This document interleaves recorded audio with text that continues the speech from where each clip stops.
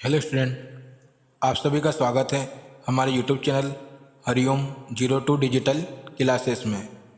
आज हम पढ़ेंगे विज्ञान कक्षा 8 पाठ 7 किशोर अवस्था की ओर के अभ्यास प्रश्न उत्तर। तो स्टार्ट करते हैं हमारे वीडियो। पहला प्रश्न जो है हमको दे रखा है, शरीर में होने वाले परिवर्तनों के लिए उत्तरदायी अंतःस्रावी ग्रंथियों द्वारा स्रावित पदार्थ का नाम क्या है? तो वो है हमारे हार्मोन। प्रश्न 2 है, किशोरावस्था को परिभाषित कीजिए।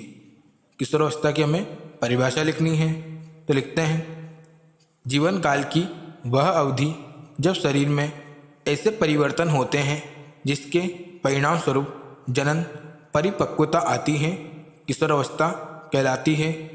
किशोरावस्था लगभग 11 वर्ष की आयु से प्रारंभ होकर 18 वर्ष अथवा 19 वर्ष की आयु तक रहती है। ये हमारी किशोरावस्था की परिभाषा होगी। प्रश्न 3 है, ऋतुस्राव क्या है? वर्णन कीजिए। लिखते हैं इस प्रश्न का उत्तर। ऋतुस्राव में यौनारंभ पर अंडाणु परिपक्व होने लगता है। अंडाशयों में एक अंडाणु परिपक्व होता है तथा लगभग 28 से 30 दिनों के अंतराल पर किसी एक अंडाशय द्वारा निर्मोचित होता है। इस अवधि में गर्भाशय की दीवार मोटी हो जाती है। जब अंडाणु का निषेचन नहीं हो पाता तब उस स्थिति में अंडाणु तथा गर्भाशय का मोटा स्तर उसकी रुधिर वाहिकाओं सहित निस्तारित हो जाता है। इसमें स्त्रियों में रक्तस्राव होता है, जिसे ऋतुस्राव अथवा रजोधर्म कहते हैं।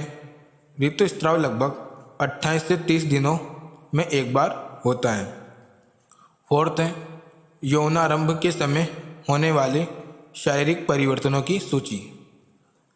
जो हमारे यौना अवस्था होती है को प्रारंभ होती है, तो उसमें शरीर में कौन कौन से परिवर्तन आते हैं इसकी हमें सूची बनानी है, या किशोर अवस्था में जो परिवर्तन शरीर में होते हैं उसकी हमें सूची बनानी है। तो लिखते हैं यौनारंभ में होने वाले परिवर्तन। पहला है लंबाई में वृद्धि, दूसरा है शारीरिक आकृति में परिवर्तन, तीसरा है स्वर में परिवर्तन, चौथा है जनन अंगों का विकास, पांचवा है मानसिक बौद्धिक एवं संवेदनात्मक परिपक्वता प्राप्त होना, और छठा लास्ट है शरीर के विभिन्न भागों में बालों का उगना। आदि परिवर्तन किशोरावस्था या यौना आरंभ में होते हैं। प्रश्न 5 है, 2 कॉलम वाली एक सारणी बनाइए जिसमें अंतःस्रावी ग्रंथियों के नाम तथा उनके द्वारा स्रावित हार्मोन के नाम दर्शाए गए हों। हमको एक ऐसी टेबल बनानी है या सारणी बनानी है जिसमें एक तरफ तो अंतःस्रावी ग्रंथि हो और दूसरी तरफ उनके द्वारा स्रावित हार्मोन के नाम हो। तो एक तरफ लिखते हैं हम अंतःस्रावी ग्रंथि और दूसरी तरफ लिखते हैं हार्मोन। तो पहली लिखते हैं पीयूष ग्रंथि, ये हमारे थायरोटॉपिक हार्मोन या वृद्धि हार्मोन स्रावित करती है। दूसरी है थायराइड, ये थायरोक्सिन हार्मोन स्रावित करती है। तीसरी है अधिवृक्क या एडिलिन, ये एडिलिन हार्मोन स्रावित करती है। चौथी है अग्नाशय, अग्नाशय इंसुलिन हार्मोन स्रावित करती है। पांचवी वृषण, ये वृषण ग्रंथि जो है वो हमारे टेस्टोस्टेरोन हार्मोन स्रावित करती है। और छठी है अंडाशय, जो एस्ट्रोजन हार्मोन स्रावित करती है, जो मादा में होता है। प्रश्न 6 हमको दे रखा है, लिंग हार्मोन क्या है? उनका नामकरण इस प्रकार क्यों किया गया है? उनके प्रकार्य बताइए। पहले हमें लिंग हार्मोन की परिभाषा लिखनी है, फिर उनके प्रकार्य जो उनके कार्य हैं उनके बारे में भी लिखना है। लिखते हैं लिंग हार्मोन की परिभाषा। वे हार्मोन जो गौण लैंगिक लक्षणों के लिए उत्तरदायी हैं लिंग हार्मोन कहलाते हैं। अब कौन कौन से लिंग हार्मोन होते हैं? 2 लिंग हार्मोन होते हैं। पहला है एस्ट्रोजन, दूसरा है टेस्टोजन। टेस्टोजन होता है आपके नर में और एस्ट्रोजन होता है आपके मादा में।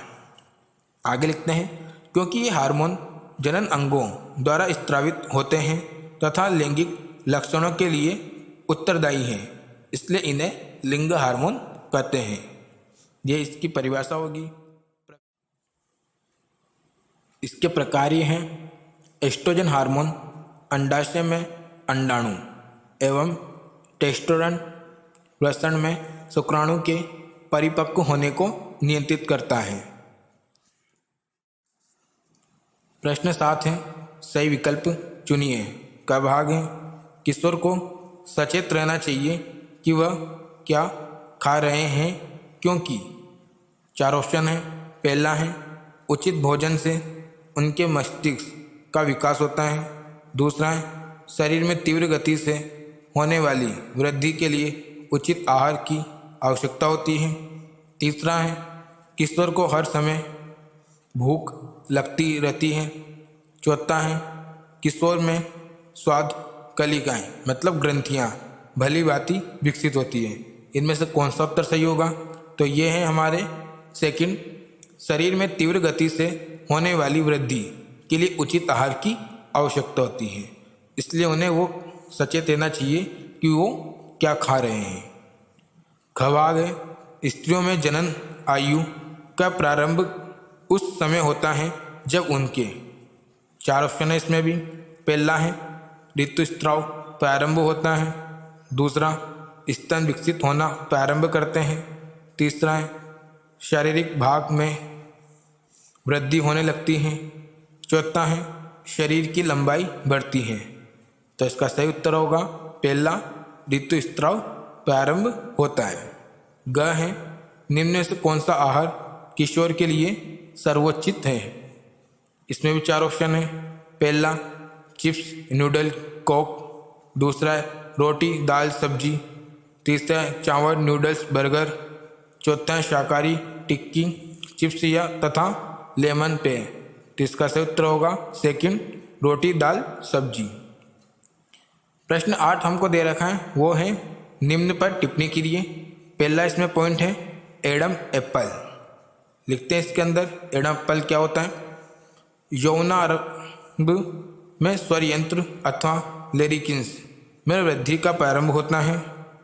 लड़कों का स्वर यंत्र विकसित होकर अपेक्षाकृत बड़ा हो जाता है। लड़कों में बढ़ता हुआ स्वर यंत्र गले के सामने की ओर सुस्पष्ट उभरे भाग के रूप में दिखाई देता है, जिसे एडम एप्पल या कंठमणि कहते हैं। ये हमारे एडम एप्पल के बारे में हो गया। सेकंड है गौण लैंगिक लक्षण। तो लिखते हैं गौण लैंगिक लक्षण के बारे में। युवावस्था में लड़कियों में स्तनों का विकास होने लगता है तथा लड़कों के चेहरे पर बाल उगने लगते हैं, अर्थात दाढ़ी मूछें आने लगती हैं। ये लक्षण क्योंकि लड़कियों को लड़कों से पहचानने में सहायता करते हैं, अतः इन्हें गौण लैंगिक लक्षण कहते हैं। लड़कों के सीने पर भी बाल आ जाते हैं। लड़कों एवं लड़कियों दोनों में ही बगल एवं जांघ के ऊपरी भाग अथवा प्यूबिक क्षेत्र में भी बाल आ जाते हैं। इसमें ही थर्ड है गर्भस्थ शिशु में लिंग निर्धारण। इसके अंदर भी लिखते हैं निषेचित अंडाणु अथवा युग्मनज में जन्म लेने वाले शिशु के लिंग निर्धारण का संदेश होता है। यह संदेश निषेचित अंडाणु के धागे की संरचना अर्थात गुणसूत्रों में निहित होता है। सभी मनुष्यों की कोशिकाओं के केंद्रक में 23 जोड़े गुणसूत्र पाए जाते हैं। इनमें से 2 गुणसूत्र लिंग सूत्र हैं, जिन्हें X एवं Y कहते हैं। स्त्री में 2 X गुणसूत्र होते हैं, जबकि पुरुष में 1 X और 1 Y गुणसूत्र होता है। परंतु शुक्राणु 2 प्रकार के होते हैं, जिनमें से एक प्रकार में X गुणसूत्र तथा दूसरे प्रकार में Y गुणसूत्र होता है।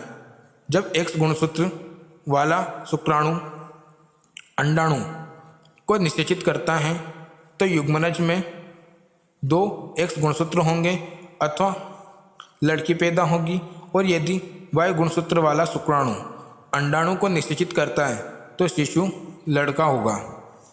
मतलब कहने का ये है कि जो नर से एक्स गुणसूत्र रिलीज होके मादा के अंडाणु से संलेत होगा तो हमारे लड़की पैदा होगी, और यदि नर से वाई गुणसूत्र रिलीज होके अंडाणु से निषेचन करेगा, निषेचित होगा, तो जो शिशु होगा वो होगा हमारे लड़का।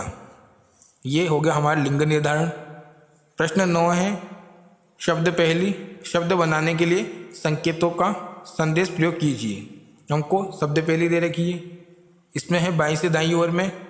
तीसरा, एडिलिन ग्रंथि से स्त्रावित हार्मोन। तो एडिलिन ग्रंथि से कौन सा हार्मोन स्त्रावित होता है? वो है हमारे एडिलिन हार्मोन। इसमें लिखेंगे बाएं से दाएं में एडिलिन। चौथा है, मेंढक में लार्वा से वयस्क तक होने वाला परिवर्तन क्या कहलाता है? तो यह है कायांतरण कहलाता है। बाएं से दाएं में लिखेंगे, फोर्थ में कायांतरण। पांचवा है, अंतरस्त्रावी ग्रंथियों द्वारा स्त्रावित पदार्थ है। तो अंतरस्त्रावी ग्रंथियों द्वारा स्त्रावित पदार्थ क्या है? वो है हमारे हार्मोन। तो बाएं से दाएं में लिखेंगे, पांचवें में हार्मोन। बाएं से दाएं में छठा लास्ट है, किशोर अवस्था को कहा जाता है। क्या कहा जाता है? टीनजर्स कहा जाता है। छठे में लिखेंगे हम टीनजर्स। ऊपर से नीचे की ओर है में आते हैं। पहला है इसमें अंतरस्त्रावी ग्रंथियों का दूसरा नाम है। दूसरा नाम क्या है इनका? तो ये है नलिका विहीन।